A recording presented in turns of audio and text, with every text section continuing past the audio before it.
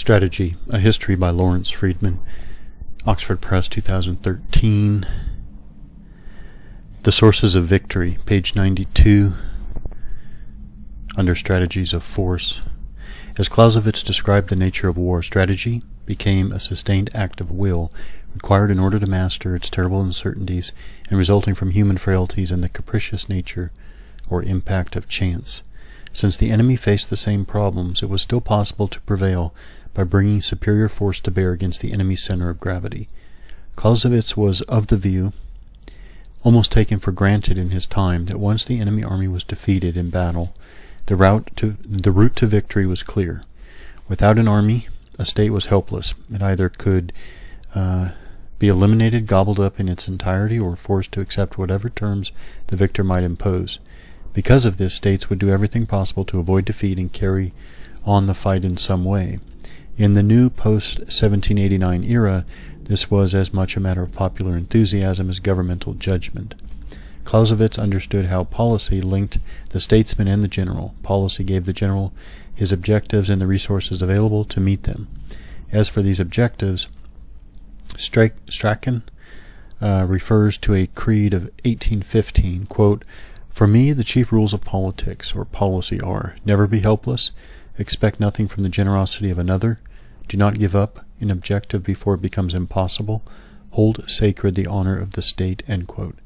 In giving direction to strategy, therefore, policy was essentially an expression of national interests in relation with other states. Clausewitz acknowledged, but did not really explore the impact of the internal politics of the state on strategy as a particular form of friction. It was important that the commander-in-chief be part of government in order to be able to explain the strategy being followed and help assess its relationship to policy. Clausewitz could not but be aware of how strong popular national feelings created their own pressures for war and a determination to fight to the bitter end. It was, however, largely through a growing sense of the limits of what could be achieved through war that he began to consider the possibility of war pursued for limited ends, as it had been in the 18th century. Though a state that had lost its army was effectively beaten, victory consists not only in the occupation of the battlefield, but in the destruction of the enemy's physical and psychic forces, which is usually not attained until the enemy is pursued after a victorious battle.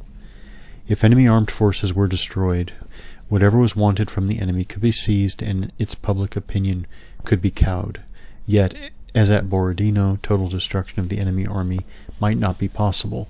Even if achieved, the result might only be temporary. A defeated enemy might rise again.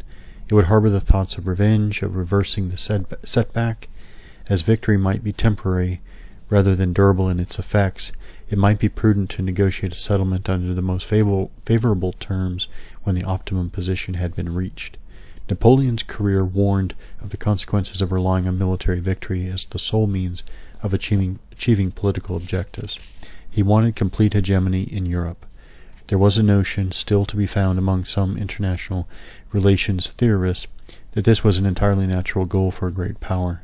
In practice, because victory could never be complete, it was a recipe for continuing war and eventually a friendless defeat.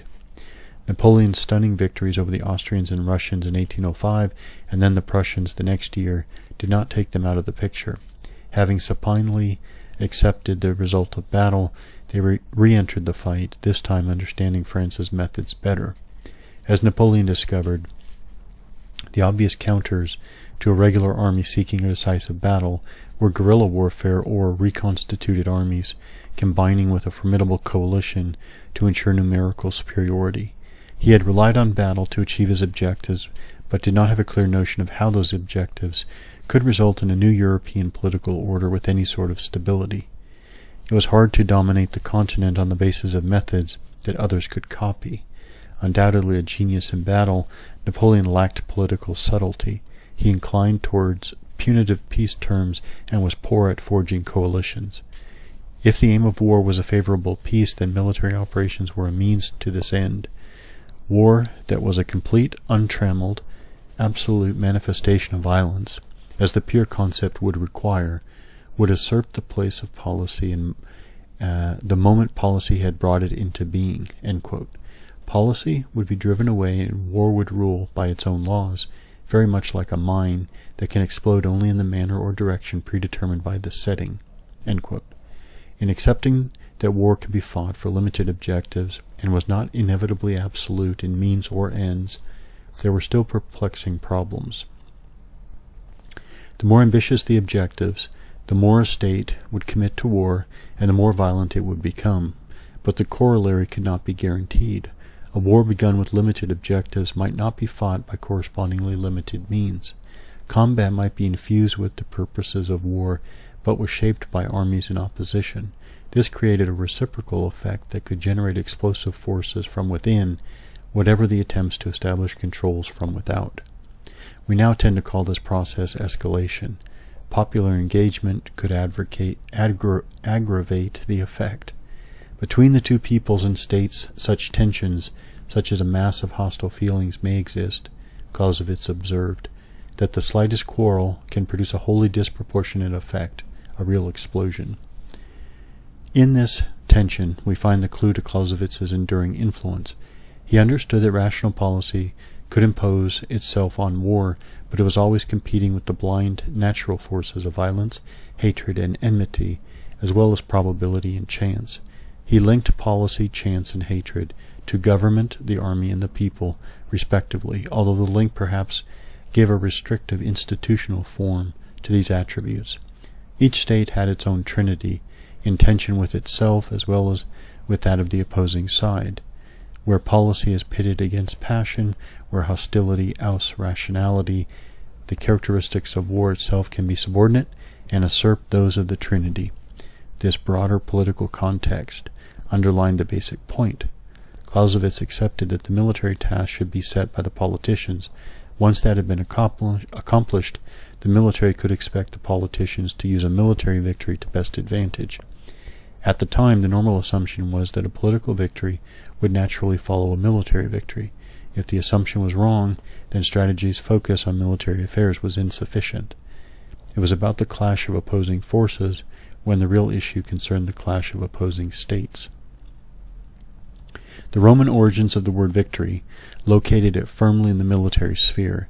Jomini and Clausewitz understood that the objective of war came from outside the military sphere.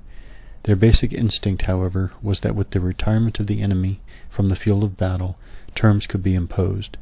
There was some proportion between ends and means, but the problem remained that while a military victory was measurable, a political victory was not necessarily so. The forms of resistance and disaffection a defeated people might show could soon compromise the apparent achievements on the battlefield. If the broader political consequences of war were difficult to anticipate, then the military was likely to be left exploring its own tangible goals without regard to the broader context. Moreover, as Napoleon's career demonstrated, simply taking the same approach to military strategy in a series of repeat performances was unlikely to sustain a high level of results. Opponents would see the pattern and work out the counters. Brian Bond noted how this raised a fundamental problem, quote, "If strategy was a science whose principles could be learned, what was to prevent all the belligerents from learning them? In that case, stalemate or attrition must result."